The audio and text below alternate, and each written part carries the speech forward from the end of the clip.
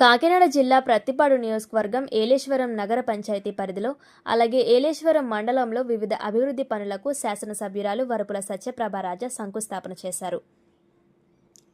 4 కోట్ల రూపాయలతో డిగ్రీ కళాశాలలో చేపట్టనున్న అదనపు గదుల నిర్మాణానికి, మురుగు కాలువల్లో పేరుకుపోయిన చెత్తను మురుగును తొలగించే కార్యక్రమానికి, సీసీ రోడ్ల నిర్మాణం కోసం, పంచాయతీ ప్రధాన రహదారిలో ఎల్ఈడీ లైట్స్ ఏర్పాటు కోసం శంకుస్థాపన కార్యక్రమాన్ని కొబ్బరికాయ కొట్టి ప్రారంభించారు. ఈ సందర్భంగా ఎమ్మెల్యే సత్యప్రభ మీడియాతో మాట్లాడుతూ, గత వైఎస్ఆర్సీపీ పాలనలో 5 ఏళ్లుగా నియోజకవర్గం ఎలాంటి అభివృద్ధికి నోచుకోక అన్ని రంగాలలో వెనకబడిపోయిందని అన్నారు.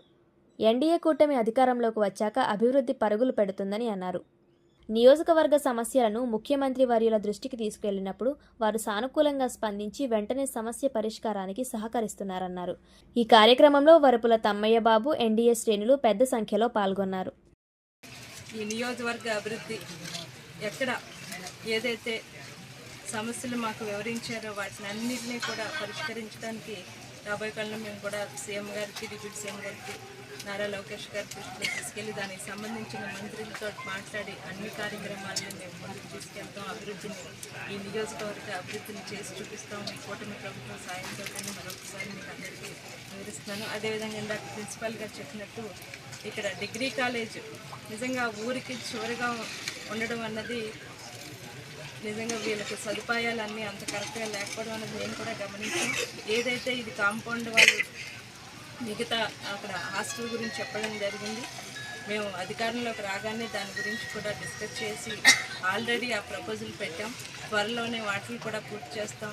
ఇక్కడ చుట్టుపక్కల గిరిజన గ్రామాల నుంచి వచ్చే విద్యార్థులందరికీ కూడా వారికి సదుపాయం కలిగేలాగా హాస్టల్ నిర్మాణం చేపట్టడం జరుగుతుంది. అదేవిధంగా కాంపౌండ్ వాళ్ళు ఒక కాలేజీకి కానీ స్కూల్స్కి కానీ మరి అన్నిటికీ ఖచ్చితంగా కావాల్సింది కాంపౌండ్ వాల్. సెక్యూరిటీగా ఈ కాంపౌండ్ వాల్ కూడా నిర్మాణం చేపట్టడం జరుగుతుంది. ఇంకొకటి, ఇక్కడ నుంచి ఈ ఊరిలోకి వెళ్ళడానికి కూడా ఈ రహదారి అన్నది సరిగ్గా లేదు. దాన్ని కూడా మేము త్వరలోనే పూర్తి చేస్తాం.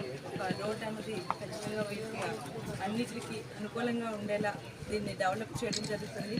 దీనివల్ల ఈ చుట్టుపక్కల ఉన్న గిరిజన గ్రామ ప్రాంత విద్యార్థులు ఎక్కడికో రాజమండ్రి, కాకినాడ, వైజాగ్ అన్నీ వెళ్ళకుండా మన ప్రాంతంలోకి వచ్చి వారు చదువుకునేలాగా, వారికి దగ్గరలోనే ఉండేలాగా మేము అందరికీ అనుకూలంగా వీటిని అభివృద్ధి చేయడం జరుగుతుందని ఈ సందర్భంగా మీ అందరికీ తెలియజేస్తున్నాను.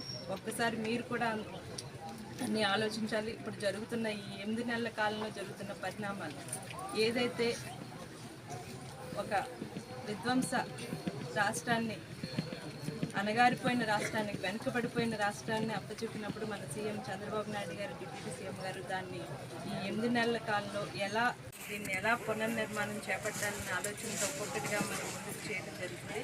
ఖచ్చితంగా ఈ కూటమి ప్రభుత్వం రాబోయే కాలంలో ఈ రాష్ట్ర అభివృద్ధిని ఖచ్చితంగా చేసి చూపిస్తుంది.